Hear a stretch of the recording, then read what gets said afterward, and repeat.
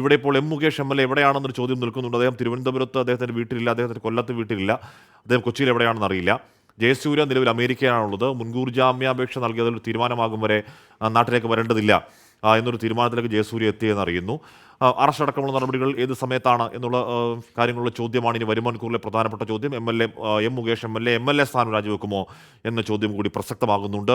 അഖിൽ ഷാ അൻസാർ ചേരുന്നു. അഖിൽ, ഞാൻ മനസ്സിലാക്കുന്നു അവിടെ തിരുവനന്തപുരത്തെ മുകേഷിന്റെ വീടിന് മുന്നിലേക്ക് ഒരു പോലീസ് വാഹനം കൂടി എത്തി എന്നുള്ളതാണ്. എന്തിനുള്ള ഒരുക്കമാണ് അഖിൽ?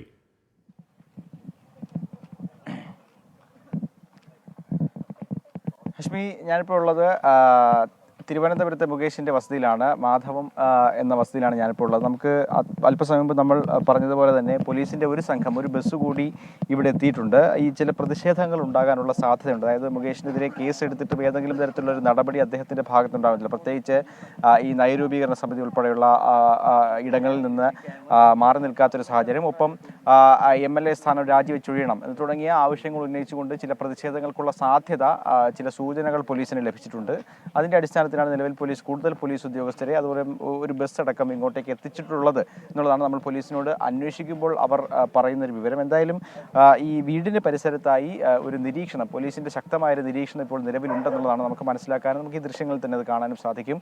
അല്പസമയം മുമ്പാണ് ഇത്തരത്തിൽ ഒരാൾ ഈ വീട്ടിൽ നിന്ന് പുറത്തേക്ക് വന്നിരുന്നു. പക്ഷേ അദ്ദേഹത്തോട് ചോദിച്ചപ്പോൾ അവർ പറഞ്ഞത് മുകേഷ് ഇവിടെ ഇല്ല എന്നുള്ള കാര്യമാണ് അവർ പറയുന്നത്. പക്ഷേ ഏതെങ്കിലും തരത്തിൽ ഈ മുകേഷ് എവിടെയാണെന്നുള്ളതിൽ ഒരു സൂചനയും ഇതുവരെ ലഭിച്ചിട്ടില്ല എന്നുള്ളതാണ് ഏറ്റവും പ്രധാനപ്പെട്ട കാര്യം. കൊല്ലത്ത് മുകേഷ് ഇല്ല. ഒപ്പം ഇതുമായി ബന്ധപ്പെട്ട് ഉള്ള മുകേഷിൻ്റെ പേഴ്സണൽ സ്റ്റാഫ് അംഗങ്ങളെ അടക്കം വിളിക്കുമ്പോൾ അവർ പറയുന്നത് തിരുവനന്തപുരത്ത് ഇല്ല എന്നുള്ളതാണ്. പക്ഷേ തിരുവനന്തപുരത്ത് ഉണ്ട് എന്നുള്ള ചില സൂചനകൾ പോലീസിനോട് ചോദിക്കുമ്പോൾ നമുക്കൊക്കെ ലഭിക്കുന്നുണ്ട്. പക്ഷേ പോലീസും അല്ലെങ്കിൽ ഇതുമായി ബന്ധപ്പെട്ട മറ്റ് അധികൃതർ ആരും എവിടെയാണ് മുകേഷ് ഉള്ളത് എന്നുള്ള കാര്യം പറയാൻ സാധിക്കുന്നത്. നമ്മൾ കഴിഞ്ഞ കുറച്ച് മണിക്കൂറുകളായി മുകേഷിനെ കോൺടാക്ട് ചെയ്യാനായിട്ട് ശ്രമിക്കുന്നുണ്ട്. പക്ഷേ ഫോൺ റിങ് ചെയ്യുന്നതല്ലാതെ ഏതെങ്കിലും തരത്തിൽ ആ കോൾ അറ്റൻഡ് ചെയ്യാൻ മുകേഷ് തയ്യാറായിട്ടില്ല എന്നുള്ളതാണ് ഏറ്റവും പ്രധാനം. എന്തായാലും മുകേഷിനെതിരെ വ്യാപകമായൊരു പ്രതിഷേധത്തിന് സാധ്യതയുണ്ട്. അത് മുന്നിൽ കണ്ടാണ്, അതായത് വീട്ടിലേക്ക് ഉൾപ്പെടെ ഒരു പ്രതിഷേധത്തിന് സാധ്യതയുണ്ട്. അത് മുന്നിൽ കണ്ടാണ് നിലവിൽ പോലീസ് അവരുടെ നിരീക്ഷണം കുറെ കൂടി ശക്തമാക്കിയിരിക്കുന്നത് എന്നുള്ളതാണ് ഇപ്പോൾ നിലവിൽ നമുക്ക് ലഭിക്കുന്ന വിവരം. എന്തായാലും വലിയ വിവാദം അല്ലെങ്കിൽ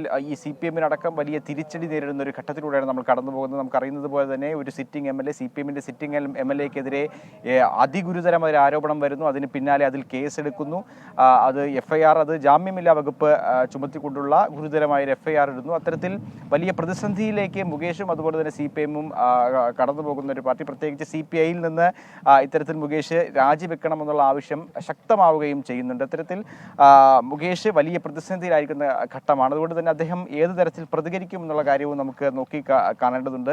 പക്ഷേ ഇതുവരെ ഏതെങ്കിലും തരത്തിൽ മാധ്യമങ്ങളോട് സംസാരിക്കുകയോ മാധ്യമങ്ങൾ ബന്ധപ്പെടാൻ ശ്രമിക്കുമ്പോൾ അതിനോട് പ്രതികരിക്കുകയോ ചെയ്തിട്ടില്ല. എന്തായാലും നിലവിൽ മാധ്യമപ്രവർത്തകരാകെ ഈ വീടിന് മുന്നിൽ ഉണ്ട്. അതോടൊപ്പം പോലീസിൻ്റെ ഒരു സുരക്ഷ അല്ലെങ്കിൽ പോലീസിൻ്റെ ഒരു നിരീക്ഷണം ഈ വീടിന് പരിസരത്തായിട്ടുണ്ടെന്നുള്ളതാണ് ഏറ്റവും പ്രധാനമായും ഈ ഘട്ടത്തിൽ നമുക്ക് അറിയിക്കാനുള്ളത്. ഹഷ്മി, ഓക്കെ. അപ്പോൾ മുകേഷ് MLA അടക്കമുള്ളവർ ഒളിവിലാണോ എന്നൊരു ചോദ്യം അവിടെ നിൽക്കുന്നുണ്ട്. ഒരു ജനപ്രതിനിധിയാണ് അങ്ങനെ ഒളിവിൽ പോകാനിടയുണ്ടോ, അതല്ലാതെയുള്ള നിയമപ്രതിരോധം തേടുമോ, നോട്ട് അറസ്റ്റ് എങ്കിലും ഹൈക്കോടതിയിൽ നേടിയെടുക്കുക എന്ന ഉദ്ദേശമൊക്കെ ഉണ്ട്.